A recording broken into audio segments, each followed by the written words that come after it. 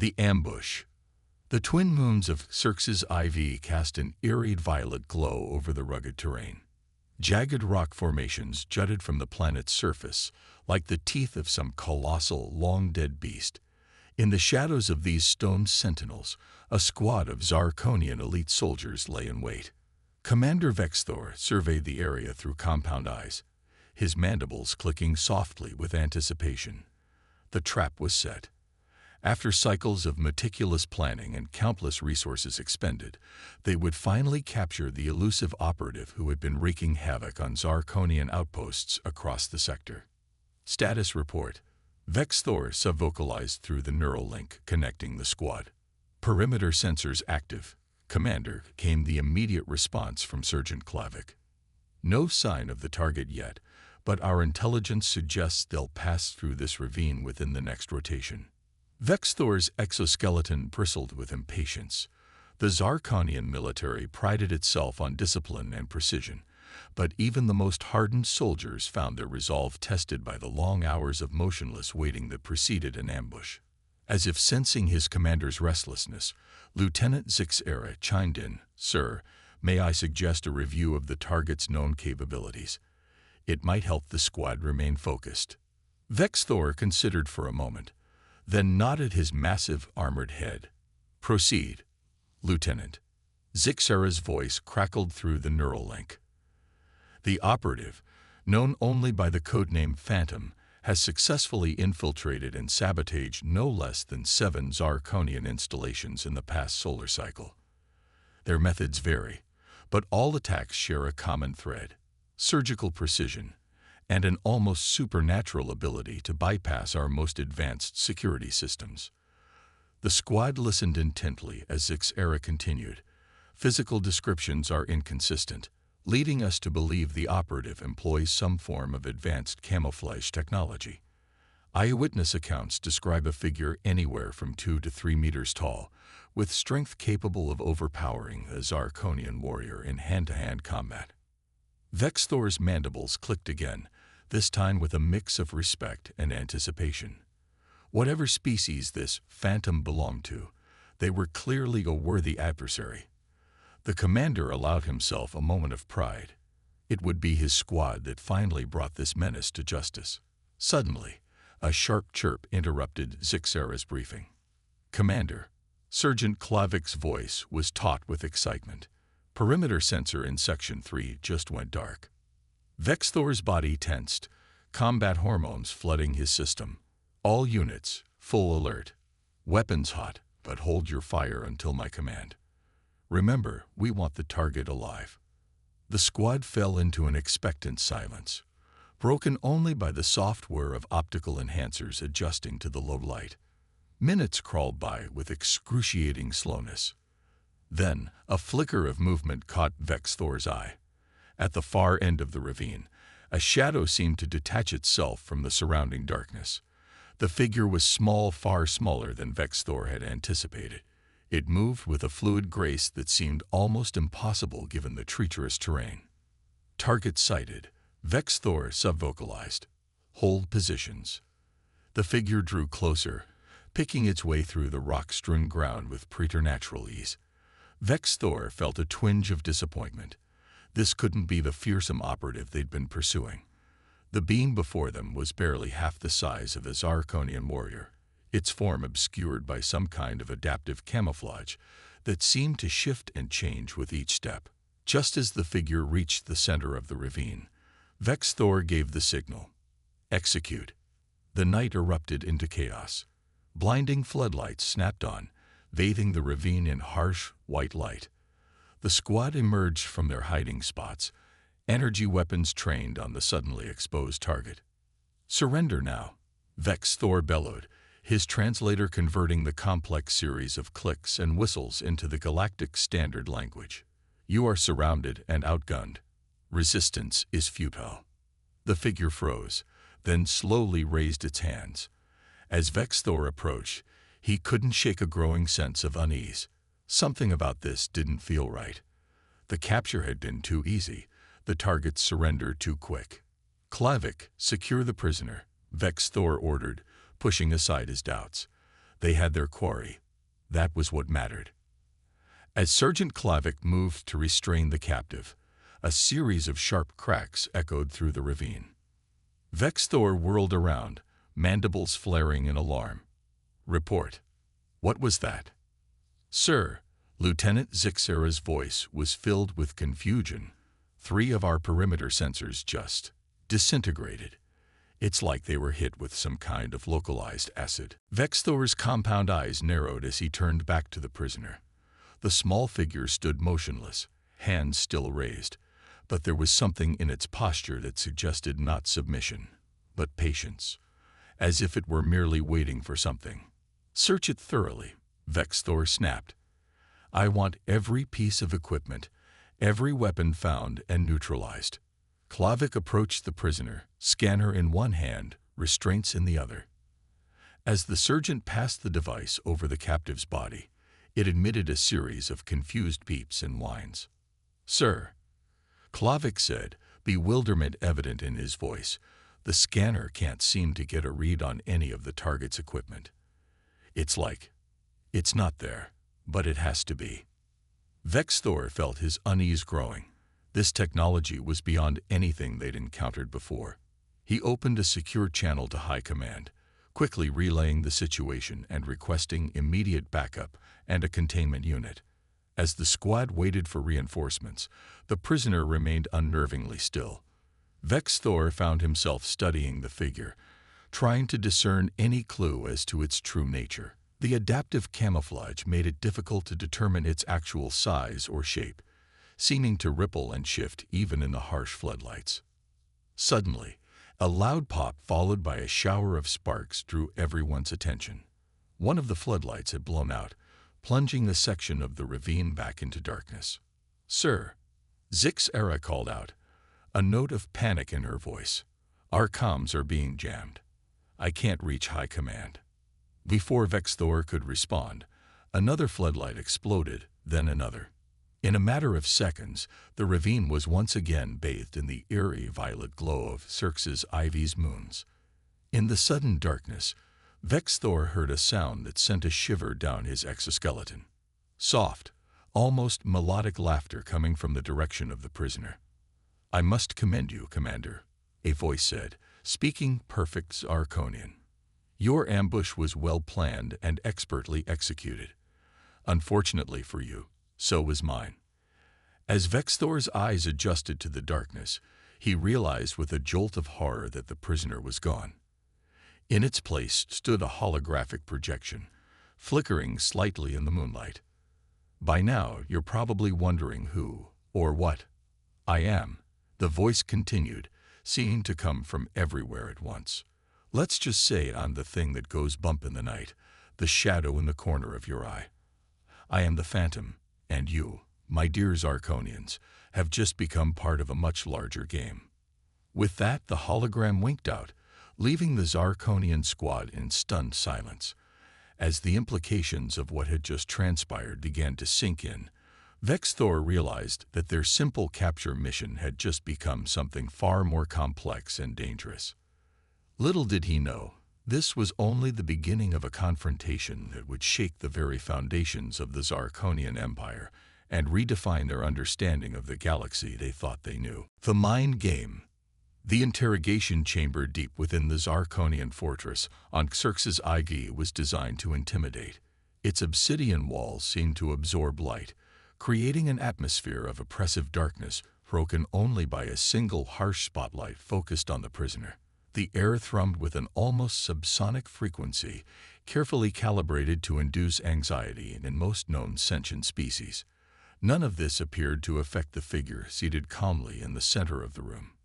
General Craxfall, leader of the Zarkonian Expeditionary Force, loomed over the prisoner, his massive form, encased in ceremonial battle armor adorned with the marks of countless victories, cut an imposing silhouette. "I must admit," Craxfall began, his voice a low rumble, "I expected something more." The prisoner remained silent, their features obscured by the same adaptive camouflage that had confounded Vexthor's squad. Even in the intense spotlight, their true form remained elusive, shifting and changing like smoke in the wind. Craxful began to circle the seated figure, his clawed feet clicking against the polished floor. "You've caused quite a stir, little phantom. 7 of our most secure installations reduced to rubble. Hundreds of our finest warriors, outsmarted and outmaneuvered. And yet, here you sit, barely reaching my thorax in height." A soft chuckle emanated from the prisoner, the first sound they'd made since their capture. "General," they said, their voice carrying an odd melodic quality, "surely you of all people should know that size isn't everything." Craxful's mandibles clicked in irritation. The prisoner's voice was as difficult to pin down as their appearance, seeming to shift in pitch and timbre with each word. "Perhaps," he conceded, "but neither is it inconsequential. Your species, whatever it may be, lacks the physical prowess of a Zarkonian. How then did you manage to overcome our defenses?" The prisoner tilted their head, an oddly human-like gesture. "Tell me, General, have you ever heard of the Trojan horse?" Craxful's compound eyes narrowed. "I'm not familiar with the term." "It's an old story," the prisoner explained, leaning back in their chair as if they were engaging in a casual conversation, rather than an interrogation. "A tale of victory achieved not through brute force, but through cunning and misdirection." As the prisoner spoke, Craxful felt a strange unease creeping over him. There was something in the way they held themselves, a quiet confidence that seemed at odds with their situation. "You see, General," the prisoner continued, "the strongest walls, the most advanced security systems, they all share a common weakness. They're designed to keep threats out. But what happens when the threat is already inside?" Craxful's unease deepened. "What are you implying?" The prisoner's form shimmered slightly, and for a brief moment, Craxful thought he caught a glimpse of eyes that were unsettlingly human. But that was impossible. Humans were a primitive species, barely able to achieve spaceflight. They couldn't possibly. A sudden commotion outside the interrogation chamber interrupted Craxful's thoughts. The door slid open, revealing a flustered-looking junior officer. "General," the officer exclaimed, mandibles clicking rapidly in agitation, "we've just received reports of malfunctions across the base. Security systems are going haywire, and we've lost contact with several sectors." Craxful whirled back to face the prisoner, who sat unmoved, their posture radiating an air of amused detachment. "What have you done?" Craxful demanded. The prisoner shrugged, a disturbingly fluid motion. "Me? I'm right here, General. I haven't done anything. Yet." Craxful felt his grip on the situation slipping. He had interrogated countless prisoners over his long and illustrious career, broken the will of beings from 100 different worlds. But this was unlike anything he had ever encountered. "You're bluffing," Craxful said, trying to inject confidence into his voice. "This is merely a ploy to distract us from the real threat." The prisoner leaned forward, their form rippling like water. "But isn't that what I've been trying to tell you, General? The real threat isn't out there. It's right here, in this room with you." As if on cue, the lights in the interrogation chamber flickered ominously. Craxful's antennae twitched, picking up on a subtle change in the air. The subsonic hum that had filled the room moments ago was gone, replaced by an eerie silence. "Sir," the junior officer interrupted again, his voice tight with barely contained panic, "we're receiving reports of unidentified intruders in multiple sectors. But that's impossible. Our sensors show no breach in the perimeter defenses." Craxful's mind raced. How could this be happening? The fortress was supposed to be impregnable, its defenses the most advanced in the known galaxy. Unless. He turned back to the prisoner, a terrible suspicion forming in his mind. "Who are you?" he demanded. "What species are you?" The prisoners stood slowly, their forms seeming to grow and shift as they did so. "Come now, General," they said, their voice taking on a harder edge. "I think you're beginning to suspect the truth. Why don't you tell me who you think I am?" Craxful took an involuntary step back, his exoskeleton bristling. "It's not possible," he muttered. "You can't be." Before he could finish his thought, the interrogation chamber was plunged into total darkness.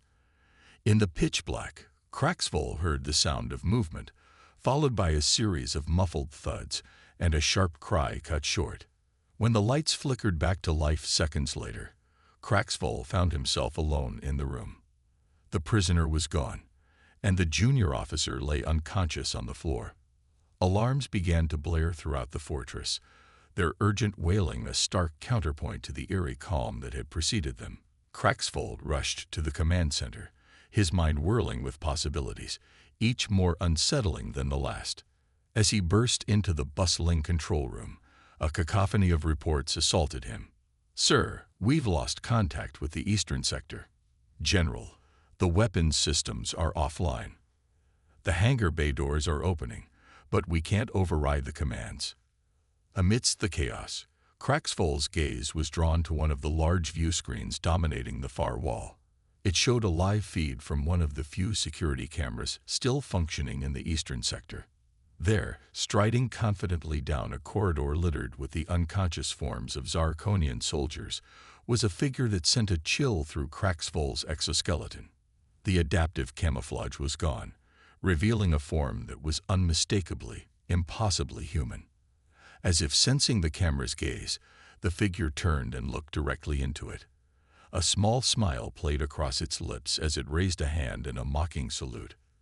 Then, with a flash of light, the feed cut out, leaving Craxville staring at a blank screen, the realization of what they were truly dealing with crashing over him like a tidal wave. They had severely underestimated their opponent, and now, it seemed, they would pay the price for that mistake.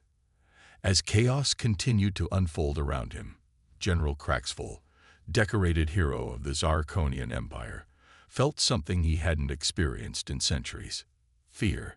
The game had changed, and he was no longer sure of the rules. The revelation: General Craxville stood rigid in the command center, his compound eyes darting from one emergency display to another.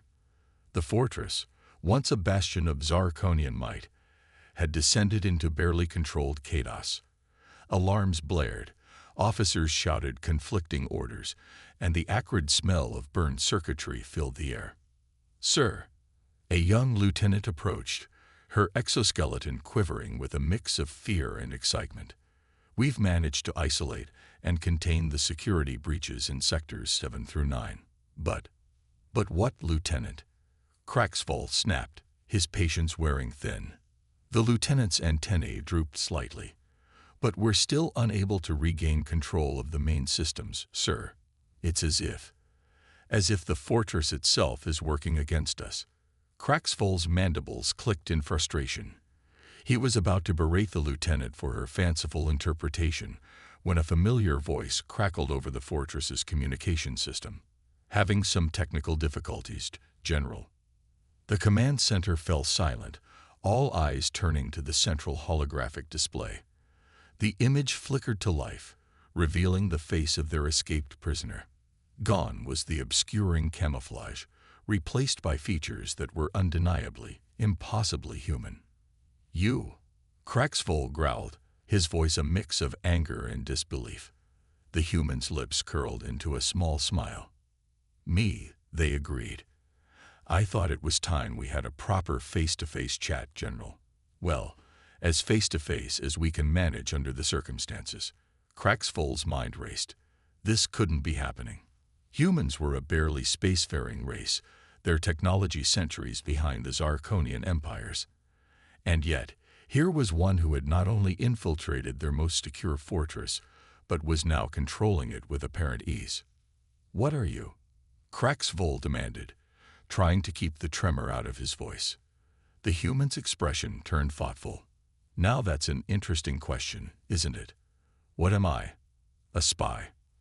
A saboteur? A harbinger of things to come?" They paused, their eyes seeming to bore into Craxville, even through the holographic display. "Or perhaps I'm simply a wake-up call, General.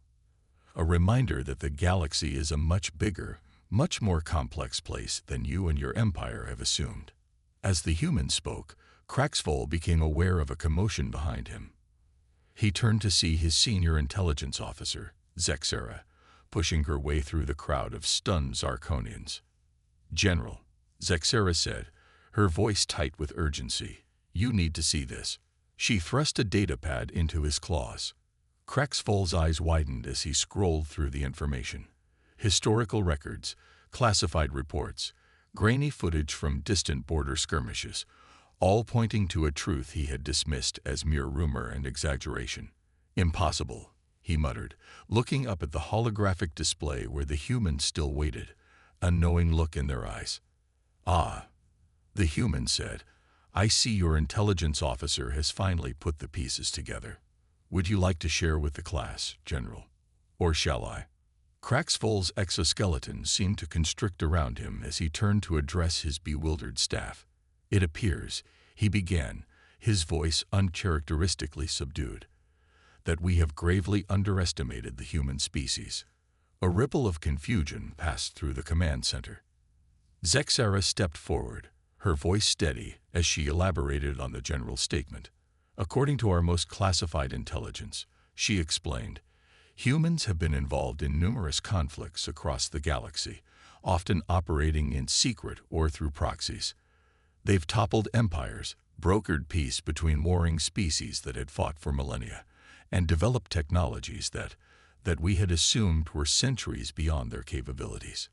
The human's chuckle drew everyone's attention back to the holographic display. "And yet," they said, "you dismissed us as primitive, as no threat to your mighty empire. Tell me, General, how's that assumption working out for you?" Craxvol felt a surge of anger cut through his shock. "If what you say is true," he growled, "then this is an act of war. The Zarkonian Empire will not stand for such." "Such what, General?" the human interrupted, their tone suddenly sharp. "Such a clear demonstration of your vulnerabilities, such a challenge to your perceived superiority." They leaned closer to the camera, their eyes intense. "This isn't war, General. This is a courtesy call." The command center erupted into confused murmurs. Craxvol raised a claw for silence, his mind whirling as he tried to process this paradigm shift. "What do you mean, a courtesy call?" he asked, dreading the answer. The human's expression softened slightly. "Humanity has been watching the Zarkonian Empire's expansion with concern. Your aggressive colonization, your treatment of lesser species, it's all very reminiscent of humanity's own dark past. We had hoped you might learn and grow on your own, but recent events have forced our hand."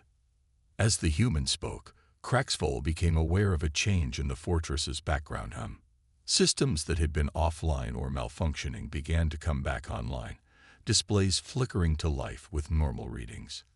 "Even as we speak," the human continued, "similar demonstrations are being carried out at key Zarkonian installations across your empire. Nothing permanently damaging, I assure you, just enough to make a point." Craxvol's mind reeled at the implications. If humans could do this to their most secure fortress, what else were they capable of? "Why?" he asked, his earlier bravado replaced by a growing sense of unease. "Why reveal yourselves now?" The human's expression turned grave.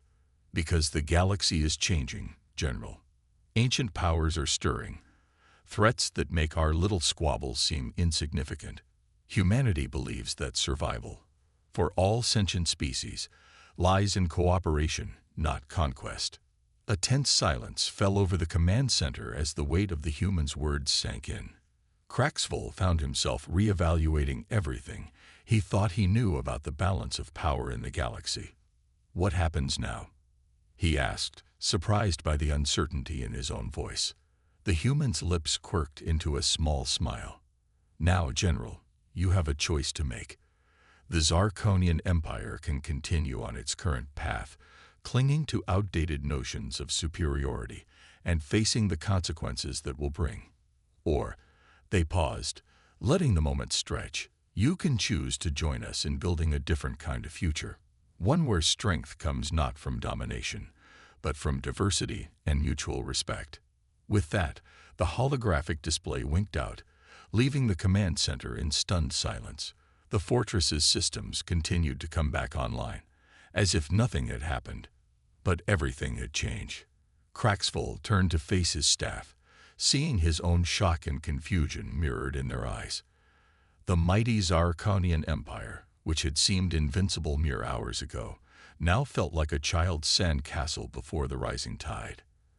As the implications of what had just transpired began to sink in, Craxful realized that the true battle, the one that would determine the future of his species and perhaps the galaxy itself, was just beginning.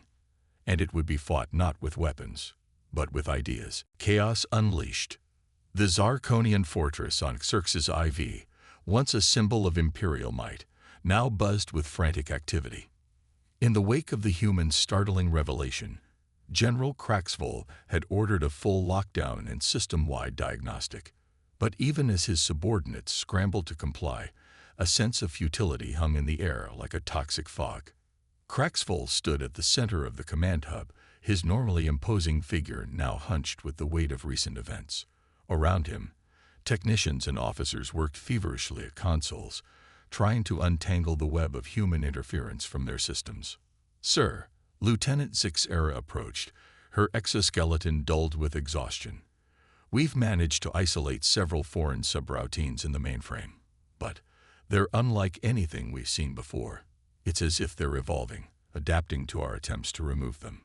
Craxful's mandibles clicked in frustration. "Can we at least restore basic functionality? Communications, defensive systems." Zixera's antennae drooped. "Partial, sir. We have limited internal comms and some control over life support.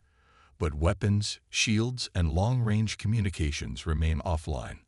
A low growl rumbled in Craxful's throat.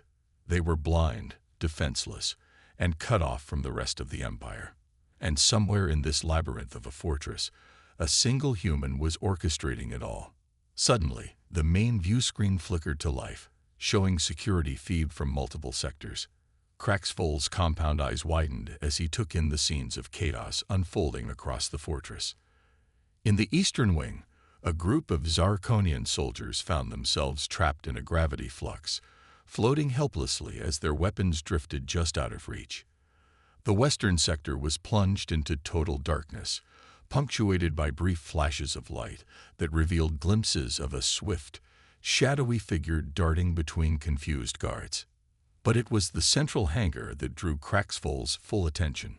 There, amidst the looming shapes of Zarkonian battlecruisers, a lone figure stood, the human.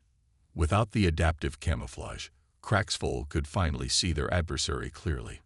The human was small by Zarkonian standards, with a frame that seemed almost fragile. And yet there was a fluidity to their movements, a predatory grace that sent a shiver down Craxful's exoskeleton. As they watched, the human approached one of the cruisers. With a casual wave of their hand, the ship's access ramp lowered, its security protocols apparently as useless as wet paper against the human's technology. "Impossible," Zixera breathed. "Those ships have biometric locks keyed to high-ranking officers only. How could they possibly?" Her question was cut short as alarms blared across the command center. On the screen, they watched in disbelief as the cruiser's engines flickered to life, its massive form rising from the hangar floor with impossible ease. Craxful's mind raced.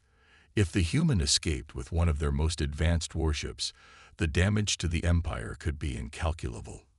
He had to act, had to do something, anything. "Sir," a panicked voice cut through the chaos. "We're detecting massive energy buildup in the hangar. The cruiser's main cannon is powering up." Cold dread washed over Craxful. The cruiser's main cannon was capable of reducing half the fortress to molten slag with a single shot. Was this the humans' endgame? To annihilate them all in one devastating strike? But as they watched, the cruiser turned, its massive cannon orienting not towards the fortress, but towards the hangar's armored doors. A blinding flash filled the view screen, and when it cleared, a massive hole gaped in the hangar wall, opening directly onto the violet-hued sky of Xerxes IV. Through this improvised exit, the cruiser gracefully glided, quickly shrinking to a pinpoint of light among the stars. For a moment, stunned silence reigned in the command center.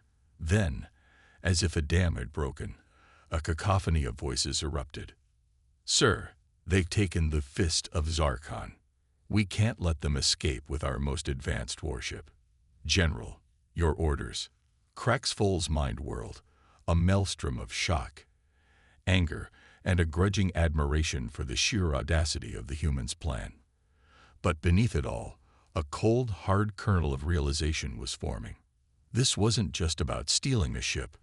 This was a message, a demonstration of just how thoroughly they had been outmaneuvered. "Sir," Zixara's voice cut through his thoughts. "What are your orders?" Craxfall straightened, his decision made. "Prepare my personal shuttle. I'm going after them." A ripple of surprise passed through the command center. "But sir," Zixara protested, "your shuttle is no match for a battlecruiser. It's suicide." "Perhaps," Craxfall acknowledged. "But I will not cower in this fortress while our enemy makes a mockery of everything we stand for. Besides," he added, a grim chuckle escaping him, "I suspect our human friend isn't done playing their game just yet." As Craxfall made his way to the shuttle bay, he found his mind drifting back to the human's words. Ancient powers stirring. Threats that made their conflicts seem insignificant. Could it be true? Or was it all an elaborate bluff designed to destabilize the Empire? The shuttle bay was a scene of controlled chaos, technicians scrambling to prepare the general's ship for immediate launch. As Craxfall approached, he noticed something odd. Despite the fortress's systems being compromised, his shuttle seemed fully operational, its systems green across the board. It was almost as if, "They want me to follow," Craxfall murmured, the realization hitting him like a physical blow. For a moment, he hesitated. Every instinct honed over centuries of military service screamed that this was a trap. But then he thought of the human's face on the view screen, of the casual ease with which they had dismantled the Zarkonians' defenses. Whatever game they were playing, it was clear the rules had changed. With a decisive nod, Craxfall boarded the shuttle. As the engines hummed to life, he opened a channel to the command center. "This is General Craxfall," he announced, his voice steady despite the turmoil in his mind. "I am pursuing the stolen cruiser. In my absence, Lieutenant Zixara is in command. Your primary objective is to regain control of the fortress's systems and re-establish contact with High Command. Is that understood?" A chorus of affirmatives answered him. Satisfied, Craxfall closed the channel and focused on the task ahead. As the shuttle lifted off, soaring through the breach in the hangar wall, Craxfall caught sight of his reflection in the cockpit window. The Zarkonian that stared back at him seemed older, wearier than the decorated general who had begun this day with such confidence. But there was something else there too, a glint of determination, of curiosity even. For the first time in longer than he cared to admit, General Craxfall felt truly alive. As he guided the shuttle into Xerxes Ivy's upper atmosphere, following the fading trail of the stolen cruiser, Craxfall allowed himself a small, fierce smile. Whatever the human had planned, whatever revelations or challenges lay ahead, he would face them head-on. For the Empire, for his people, and for a future that suddenly seemed far less certain, and far more interesting than he had ever imagined. The game was afoot, and Craxfall intended to see it through to its conclusion, whatever that might be. The Reckoning. The vastness of space stretched before General Craxfall, a tapestry of stars punctuated by the looming shape of Xerxes Ivy's largest moon. His shuttle, dwarfed by the stolen Zarkonian battlecruiser ahead, followed in its wake like a remora trailing a shark. For hours, they had traveled in silence, the cruiser making no attempt to lose its pursuer. Craxfall's antenna twitched with nervous energy. Every instinct told him this was a trap, yet he pressed on, drawn by an insatiable need to understand, to confront the being who had so thoroughly upended his world. Suddenly, the cruiser began to slow, angling towards a massive asteroid that drifted at the edge of the system. As they drew closer, Craxfall's compound eyes widened in shock. The asteroid's cratered surface was marred by a gaping maw, the entrance to what appeared to be a sprawling, hidden base. The cruiser glided into the opening, Craxvol's shuttle following close behind. They emerged into a cavernous hangar, easily large enough to house a small fleet. But it wasn't the size that took Craxvol's breath away. It was the technology. Sleek ships of unknown design sat alongside familiar craft from a dozen different species. Holographic displays flickered with streams of data in languages Craxvol had never seen. And everywhere, there were humans. Some worked on complex-looking machinery, others huddled over star charts. A few even appeared to be in deep conversation with beings Craxvol recognized as members of supposedly pre-spaceflight races. As Craxvol's shuttle touched down, he saw a familiar figure approaching. The human who had infiltrated his fortress strode towards him, flanked by two others. One, a towering insectoid being that dwarfed even Craxvol, the other a shimmering translucent creature that seemed to float rather than walk. Steeling himself, Craxvol disembarked. He stood tall, mandibles clicking softly as he faced the unlikely trio. "Welcome, General Craxvol," the human said, their voice carrying easily across the hangar. "I'm glad you decided to join us." Craxvol's eyes narrowed. "You went to considerable lengths to ensure I would," he replied, unable to keep a note of bitterness from his tone. The human nodded, a small smile playing at their lips. "True, but the choice to follow was still yours. That's important." "Why?" Craxvol demanded. "Why this elaborate game?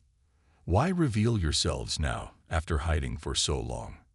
The human's expression turned serious. "Because time is running out, General. For all of us." They gestured to their companions. "Allow me to introduce HFY of the Hive Collective, and Aether from the Nebula Consciousness, representatives of just two of the many species that have joined our coalition." Craxvol's mind reeled. The Hive Collective was a legend, a boogeyman story told to scare young Zarkonians. And the Nebula Consciousness, he'd never even heard of such a thing. "What is this place?" he asked, his earlier bravado fading in the face of the impossible scene before him. "We call it Nexus," the human replied. "It's a hub, a meeting place for species across the galaxy who've recognized a simple truth. We're stronger together than apart." The insectoid, HFY, stepped forward, its multifaceted eyes glinting in the hangar's light. "Your empire's expansion threatened many of our allies," it said, its voice a melodious buzz. "We had hoped you would see reason on your own, but recent events forced our hand." "Recent events?" Craxvol echoed, confusion evident in his voice. The shimmering form of Aether pulsed softly as it spoke, its words somehow forming directly in Craxvol's mind. "The stirring of the ancient ones, the awakening of forces that predate our civilizations by eons. Surely you felt it." Unbidden, memories flashed through Craxvol's mind. Strange anomalies at the edges of Zarkonian space, unexplained disappearances of entire colonies, whispers of things moving in the dark between stars. "The Devourers," he whispered, giving voice to a fear that had haunted the deepest, most classified levels of Zarkonian intelligence. The human nodded grimly. "So your people have encountered them too. Then you understand the threat we face. These entities feed on division, on conflict. They've been manipulating species across the galaxy, pushing us towards war, weakening us for their return." Craxvol's exoskeleton seemed to constrict around him as the full implications sank in. "And this coalition of yours, what do you propose to do about it?" "Unite," the human said simply. "Pool our knowledge, our resources, our strengths. Create a galactic community capable of standing against the coming storm." "And the Zarkonian Empire?" Craxvol asked, dreading the answer. "What place do we have in this grand plan of yours?"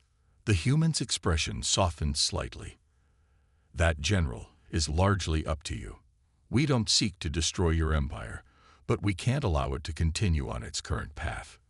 You have much to offer the coalition, but you must be willing to change, to see other species not as subjects to be conquered, but as potential allies." For a long moment, Craxvol was silent, his mind a whirlwind of conflicting thoughts and emotions. Everything he had believed, everything he had fought for over his long life, seemed to crumble in the face of this new reality. Finally, he spoke, his voice heavy with the weight of his decision. "I cannot speak for the entire empire, but I can speak for myself and for those under my command. If what you say is true, if this threat is real, then the Zarkonian people will stand with you." The humans smiled, genuine warmth in their eyes. "That's all we ask, General. A willingness to listen, to learn, to grow. The path ahead won't be easy, but I believe it's our best hope for survival." As if on cue, a loud alarm began to blare throughout the base. Holographic displays flickered to life, showing a massive anomaly forming at the edge of the system. It seems, ether pulsed, its form shimmering with agitation, that our time grows short. The devourers approach. The human turned to Cracksful, their expression grave. "This is it, General. The beginning of a war unlike any our galaxy has seen. Are you with us?" Cracksful looked around the hangar, at the diverse array of beings now rushing to battle stations. He thought of his people, of the empire that had been his whole life. Then he thought of the vastness of space, of the countless worlds and species he had never even imagined existing. In that moment, General Cracksful, decorated hero of the Zarkonian Empire, made a choice that would echo across the galaxy. "What do you need me to do?" he asked, straightening to his full height. The human's answering smile was fierce, determined. "For now, help us save your people. And then, help us save everyone else." As alarms blared and ships began to launch, Cracksful felt something he hadn't experienced in centuries. Hope. Whatever challenges lay ahead, whatever battles they would face them together. The age of empires was ending. The age of unity was just beginning. And somewhere in the dark between stars, ancient, hungry eyes turned towards the light of a united galaxy, ready for the greatest battle of all.